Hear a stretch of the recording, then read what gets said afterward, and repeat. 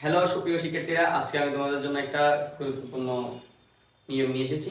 সেটা হলো, দেখো, এটা হচ্ছে বদমাশের নিয়ম।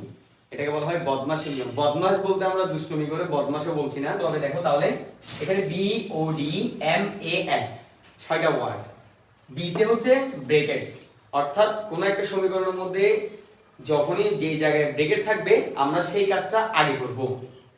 দেন অফ, অফ মানে হচ্ছে বন্ধ না, অফ মানে হচ্ছে এর, মানে এর কত গুণ, এর কত গুণ ওইরকম বিষয়টা আসলে আমরা ওইটার কাজ করব।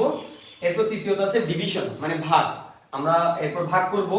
এরপর মাল্টিপ্লিকেশন হচ্ছে গুণের কাজ করব। এরপর এডিশন অর্থাৎ যোগের কাজ করব। দেন সাবট্রাকশন হচ্ছে বিয়োগের কাজ করব।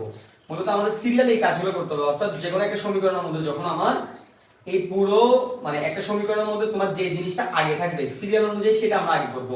ব্রেকেট থাকলে আমরা ব্রেকেটের কাজ আগে করব, এর থাকলে এর করব, ভাগ থাকলে ভাগ করব। তাহলে আমরা একটা নিয়ম দেখি, একটা ম্যাথ করে দেখাচ্ছি, পুরোটা বুঝবো। আচ্ছা, না বলছি, আমরা এখানে লিখি, এখানে দেখাও। দেখো, আমাদের প্রশ্ন হচ্ছে 20 ভাগ 5 5 প্লাস 5।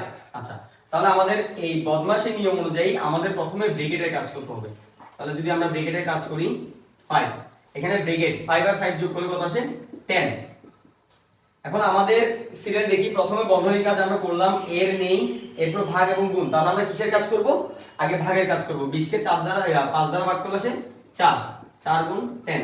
দেন 4 কে তুমি 10 দ্বারা গুণ করলে কত আসতেছে? 40। আশা করি তোমরা নিয়মটি বুঝতে পেরেছো। যদি বুঝতে পেরে থাকো তাহলে আমার জন্য একটা ম্যাথ করে রাখবে, সেটা হলো 10 ভাগ 2, 4 ইনটু 4 সমান সমান হোয়াট? এই ম্যাথটা অবশ্যই কমেন্ট সেকশনে